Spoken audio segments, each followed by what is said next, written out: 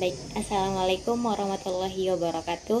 Nama saya Fatimah Zahra Isdianti, kelas 5A PBA dengan NIM 210102015 akan mempresentasikan PPT yang berjudul Konsep Dasar Pengukuran, Penilaian, Evaluasi, dan Penerapan dalam Pembelajaran. Baik, di sini terdapat 7 pokok pembelajaran. Pertama, konsep pengukuran, penilaian, dan evaluasi pembelajaran. Kedua, fungsi dan tujuan evaluasi pembelajaran. Ketiga, prinsip-prinsip evaluasi pembelajaran. 4. Objek evaluasi. 5. Jenis-jenis evaluasi pembelajaran. 6. Alat-alat evaluasi pembelajaran. Dan terakhir, standar penilaian. Baik, yang pertama yaitu konsep pengukuran, penilaian, dan evaluasi pembelajaran. 1. Konsep pengukuran.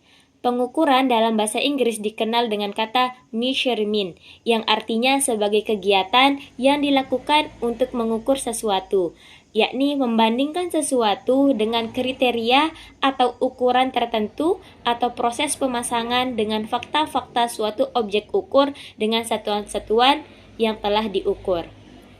Pada hakikatnya, mengukur adalah memberikan angka pada fakta yang diukur yang diwujudkan dalam bentuk simbol, angka, atau bilangan yang ditujukan kepada sesuatu atau objek yang diukur. Pengukuran dilakukan atas dasar aturan atau ketentuan yang sudah disusun secara baik dan benar.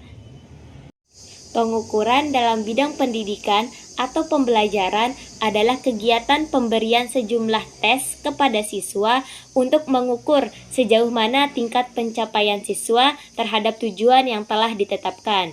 Pengukuran juga dapat dilakukan dengan alat non-tes seperti angket, observasi, dan beberapa teknis penilaian non-tes lainnya, sesuai dengan tujuan pendidikan yang telah ditetapkan dan kemudian hasilnya dikuantifikasikan. Di dalam pengukuran ada proses penskoran, yaitu proses memberikan angka atau pemberian nilai terhadap jawaban tes yang diberikan oleh siswa atau terhadap jawaban instrumen. 2. Konsep penilaian. Penilaian dalam bahasa Inggris dikenal dengan kata assessment, yang diartikan menilai sesuatu atau dapat diartikan sebagai proses menentukan nilai suatu objek. Dalam proses penilaian, ada 2 acuan standar yang dapat digunakan. Pertama, penilaian acuan normatif, dan yang kedua, penilaian acuan patokan. Penilaian acuan patokan yang sering disebut dengan norma absolut adalah penilaian yang diberikan terhadap hasil belajar siswa berdasarkan skor yang diperolehnya dibandingkan dengan skor yang dijadikan acuan oleh guru. 3. Konsep evaluasi. Secara etimologi, evaluasi berasal dari bahasa Inggris dengan akar kata value yang berarti nilai atau harga. Sedangkan secara terminologi, evaluasi didefinisikan sebagai proses sistematis untuk menentukan sejauh mana tujuan pembelajaran yang telah tercapai oleh siswa.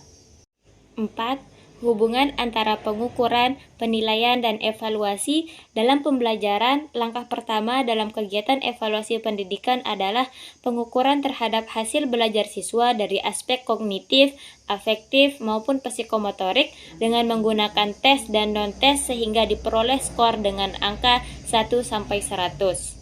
Selanjutnya, B. Tujuan dan fungsi evaluasi pembelajaran. 1. Tujuan evaluasi pembelajaran untuk menghimpun bahan-bahan keterangan.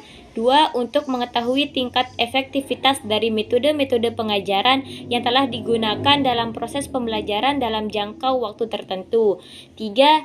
Memotivasi siswa untuk memperbaiki dan meningkatkan prestasinya. Terakhir, untuk mencari dan menemukan faktor-faktor penyebab keberhasilan dan ketidakberhasilan peserta didik. Adapun fungsinya yaitu fungsi instruksional, 2. Fungsi administratif, 3. Fungsi diagnostik.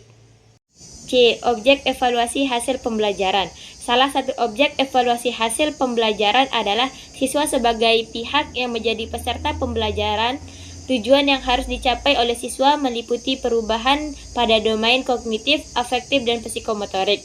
Ranah kognitif dibagi menjadi 6, pengetahuan, pemahaman, penerapan, analisis, sintesis, dan evaluasi. Dan ranah afektif dibagi menjadi 5, yaitu kemampuan menerima, menanggapi atau menjawab, menilai, organisasi, dan menghayati. Dan terakhir, ranah psikomotorik dibagi menjadi 5 juga. Pertama, imitasi, manipulasi, presisi, artikulasi, dan naturalisasi. D. Prinsip-prinsip evaluasi pembelajaran. Dalam melakukan evaluasi pembelajaran, ada beberapa prinsip yang harus diperhatikan sehingga fungsi dan tujuan pelaksanaan evaluasi dapat tercapai. Di antaranya, pertama, objektivitas, komprehensif, transparansi, koherensi, kontinuitas, berkeadilan, diskriminabilitas, akuntabilitas, validitas, dan reliabilitas. E. Jenis-jenis evaluasi pembelajaran. 1. Berdasarkan pendekatan. Ditinjau dari aspek pendekatannya, penilaian dilaksanakan melalui 3 pendekatan, yaitu penilaian akhir pembelajaran, penilaian untuk pembelajaran, dan penilaian sebagai pembelajaran. Kedua, berdasarkan fungsi. Ditinjau dari aspek fungsinya, evaluasi terbagi menjadi beberapa jenis. Pertama, evaluasi formatif, evaluasi sumatifik, evaluasi seleksi, evaluasi penempatan, dan evaluasi diagnostik. F. Alat-alat evaluasi pembelajaran. Untuk melakukan evaluasi pembelajaran, ada beberapa alat yang dapat digunakan sesuai dengan teknik dan objek yang dievaluasinya. Secara garis besar, alat evaluasi terbagi menjadi tes dan non-tes. Terakhir yaitu G, standar penilaian. Dalam proses penilaian, khususnya untuk nilai akhir ujian akhir semester, ada 2 acuan standar yang dapat digunakan, yaitu penilaian acuan patokan dan penilaian acuan normatif. Sekian dari saya ucapkan terima kasih. Assalamualaikum warahmatullahi wabarakatuh.